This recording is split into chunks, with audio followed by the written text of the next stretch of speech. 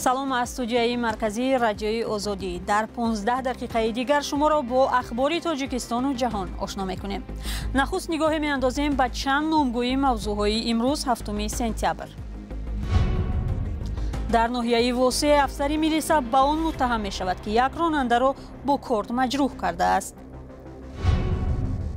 پرزیدنت آمریکا جو بایدن برای شرکت در جلسه 20 کشور پیشرفته عالم به هندوستان سفر می‌کند. امیدواریم که جلسه G20 توانی همکاری مشترک اقتصادهای عظیم جهان را حتی در همین شرایط پرچالش به نمایش می‌گذارد. و سپس درباره زنان تاجر تاجیک در ترکیه صحبت می‌کنیم که هم صاحب کار شدند و هم برای دیگران جای کار می‌آفرند. فرزندان چقدر که کلان شدند طلبات آنها هم زیادتر شد. مجبور به تجارت گذاشتم، به دولت خارجی رفتم. در پی یک جنجال در ناحیه واسه مأمور میلیسا را بازداشت کردند. او را به آن گمان برمی‌دارند که یک ساکن ناحیه را با کارد زده است. طی ماه‌های اخیر در شهر و نواحی کشور اسم میلیساها در پیوند با حادثه‌های پرسر و صدا و جنجال‌ها بیشتر رسانه‌ای می‌شود.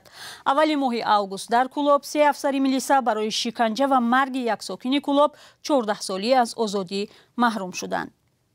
درباره حادثه اخیر یا جنجال ناظر منطقوی با ساکن در واسه محمود جان رحمتزاده گزارش دارد. دادستان ناحیه واسه امید امینجانزاده 24 ساله را پس از با کارد زدن مهراج صلاح‌الدینوف 38 ساله دستگیر کرد. امید امینجانزاده دارای رتبه لیتنانت کلان بود و به حیث ناظر منطقوی در شعبه وزارت کارهای داخلی ناحیه واسه خدمت میکرد. با گفته یک منبع از دادستان منطقه کلوب که از رفت تفتیشات آگاه است، بدون بردن نامش روز 7 سپتامبر در صحبت با رادیو آزادی گفت که در روز 31 اوگوست در ساعت‌های 10 صبح درگیری بین مهراج صلاح‌الدینوف و امید امینجانزاده رخ داده است. وقتی مهراج صلاح‌الدینوف با ماشین ناظر میلیسا برمیخورد و بر راننده ماشین میگوید که ماشین را خوب راند، با همین بینشان بحث میشود و امید امینجانزاده مهراج صلاح‌الدینوف را به زمین‌های جدمم عبدالرحمن برده با کارد میزند و از آنجا گرفته به بیمارستان برده میماند و خودش از بیمارستان میرود. وقتی طبیبان میبینند که زخمش بسیار وزمین است و میلیسا و پروکراتور خبر میکنند. حالا مهراج صلاح‌الدینوف 38 ساله در بیمارستان مرکزی ناحیه واسه بستری است. طبیبان بیمارستان ناحیه واسه به خبرنگار رادیو آزادی اجازه ملاقات با مهراج صلاح‌الدینوف را ندادند و گفتند که بدون اجازه دادستان ناحیه کسی حق ندارد با او ملاقات کند. سرخان ابراهیم زاده سرطبیب بیمارستان ناحیه واسه در صحبت حضوری با رادیو آزادی گفت که حالا سلامتی مهراج صلاح‌الدینوف رو به بهبود است. ابراهیم زاده همچنین تاکید کرد که خود کارکنان بیمارستان بدون اجازه دادستان حق در آمدن به اتاق صلاح‌الدینوف را ندارند. جمشید شریفزاده رئیس ناحیه واسه روز 6 سپتامبر در صحبت سریراهی به خبرنگار رادیو آزادی حادثه کارزنی کارمند میلیسا را تصدیق کرد. رئیس ناحیه گفت که شخصا خود او از حال مهراج صلاح‌الدینوف در بیمارستان دیدن کرد و او وعده داده است که هر فرد گناهکار در نزد قانون جوابگو خواهد بود. حاضر همه کار را پروکرور دیده ایستاده است. پروکرور ناحیه بسیار انسانی خوب است و آن کارمند میلیسا را به حبس گرفته است و کسی باشد نباشد در نزد قانون جواب خواهد گفت رئیس ناحیه در صحبتی سریراهی. اما دقیق معلوم نیست که حالا نسبت امید امینجانزاده با کدام ماده پرونده باز شده است.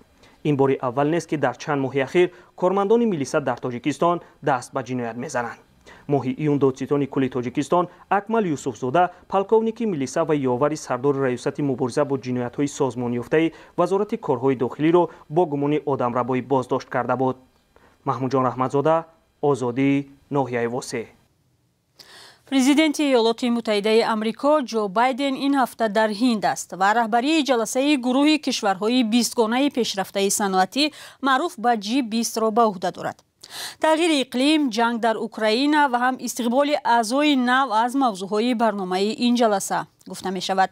روز سه‌شنبه ماموریت کاخ سفید درباره امیدواری‌های خود از این جلسه اظهار نظر کرد. گزارش صدای آمریکا را همکارم خیرامون بقازاده تقدیم می کند. پرزیدنت جو بایدن دنبال هدف‌های کلان راهی هند و جلسه G20 شد. امیدواریم که جلسه G20 توانی همکاری مشترک اقتصادهای عظیم جهان را حتی در همین شرایط پرچالش به نمایش می‌گذارد. فراهم کردن خدمات برای کشورهای در حال رشد، پیشروی در مسائل اولویتناک برای مردم امریکا مثل محیط زیست تا فناوری‌ها و هم نمایش عهده‌داری ما در برابر G20 همچون محفلی که طور گفتم وظیفه‌اش فراهم کردن خدمات میباشد در مرکز توجه ما خواهد بود. جلسه G20 موضوعهایی را به بررسی گرفته است که نه همه کشورهای عضوش به آن نظری همسان دارند، مثل جنگ در اوکراین، تغییرات اقلیم، فشار برای اصلاحات سازمانهای مالی و هم احتمال به عضویت پذیرفتن اتحاد افریقا با 55 کشور عضوش. تحلیلگران میگویند حاضر نشدن دو رهبری کلیدی، پرزیدنتان روسیه و چین ولادیمیر پوتین و سی جین پینگ در کار جلسه احساس خواهد شد. ولی به نظر من این که پوتین این دفعه هم مثل جلسه پارساله بلی از شرکت خودداری میکند خبری خوب است. احتمالاً رهبر چین سی جین پینگ هم از خود درک ندهد. این چیز قرار قبول کنی کشورهای دیگر را آسان میکند. از بایدن درباره حاضر نشدن جین پینگ پرسیدند. من ناراحت شدم ولی امیدوارم بازم او را میبینم. تحلیلگران اینچنین امیدوارند که هند و چین هم بحث سر قلمروها و خریطه‌های حدودی خود را کنار میگذارند.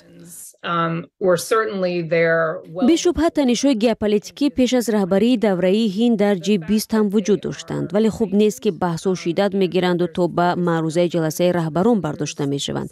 ولی امید و انتظاری من باز هم این است که جلسه سر مسائل اقتصادی شکل گرفته، بحث‌های حدودی به محفل‌های دیگر میکوچند.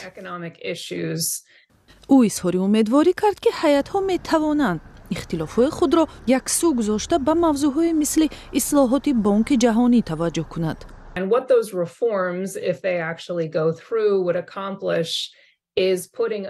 اگر از پای اصلاحات شوند می توانند تمرکز خود را به حل مسائل وابسته به نیازهای جمعیتی سیاره مثل مشکلات اقلیم، آمادگی به پاندمی، ضعف و ناامنی غذا روانه کنند. اصلاحات به ساختارهای مثل بانک جهانی امکان می دهد که کمک‌های خود را برای اقتصادهای تشکل یابنده و با درآمد کم با شرط و شرایط بهتر فراهم کنند. جلسه روز شنبه در شهر دهلی آغاز می شود.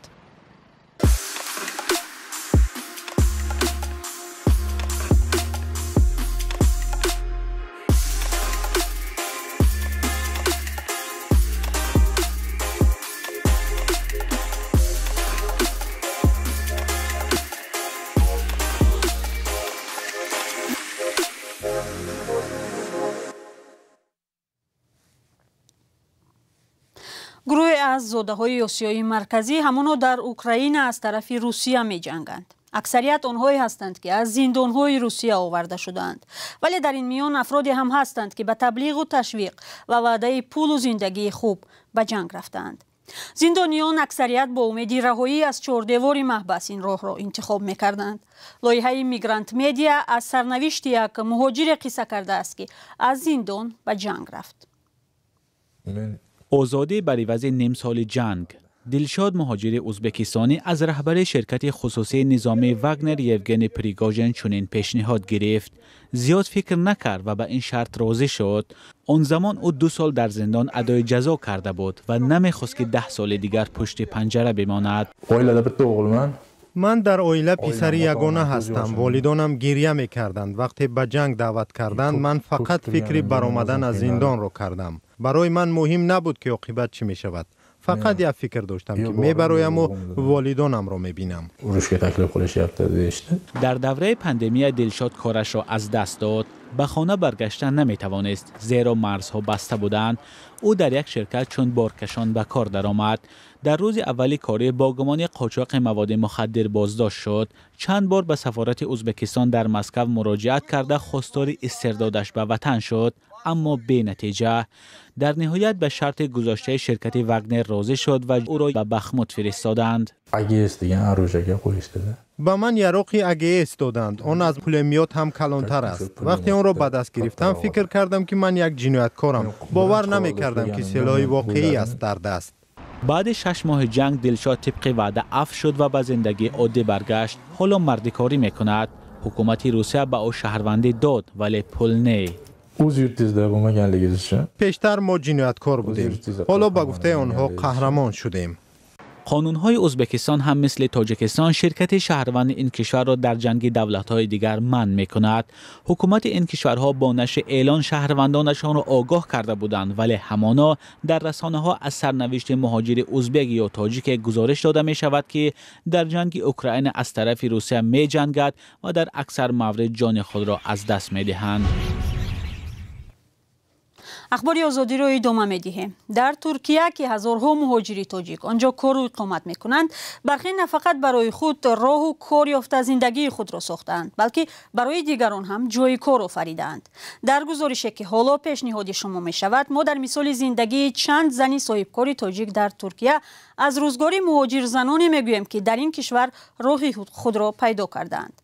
سریناز روح‌الله و شهلای عبدالله ضمن یک سفر به ترکیه با این زنان صحبت کردند.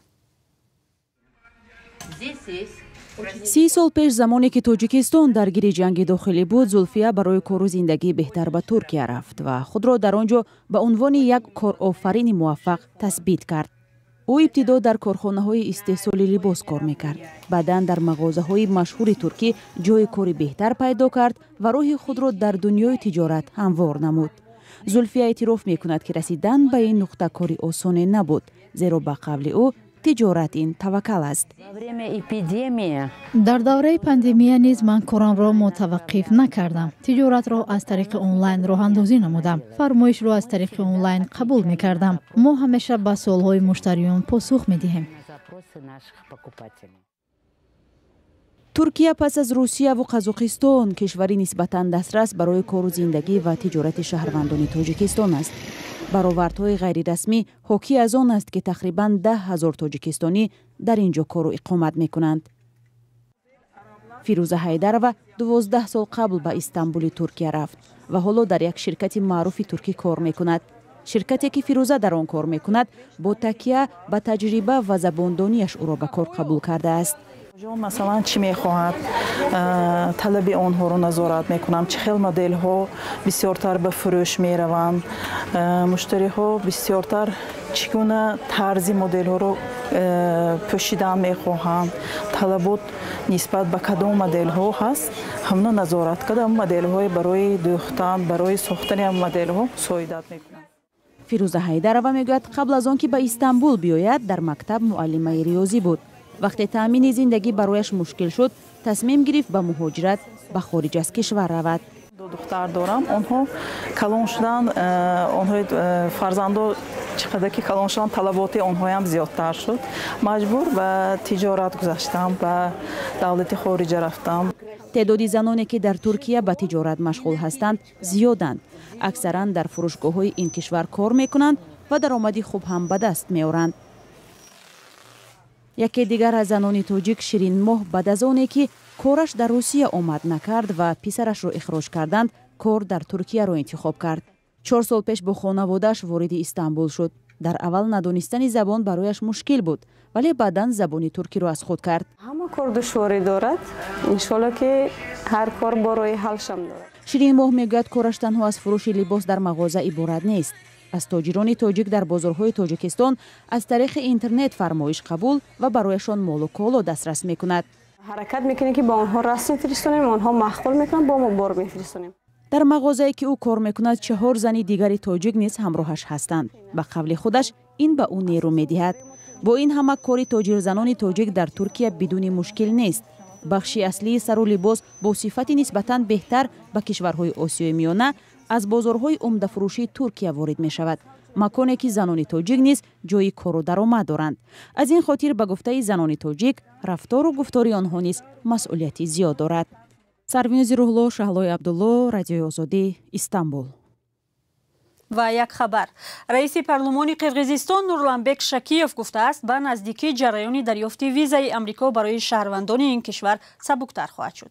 شکیف در جلسه روز 7 سپتامبر خبر داده است که حالا گفتگوها در این باره با سفیر و مقامات دیگری آمریکایی ادامه دارد و باید ماه‌های نزدیک در این باره قرار قبول شود.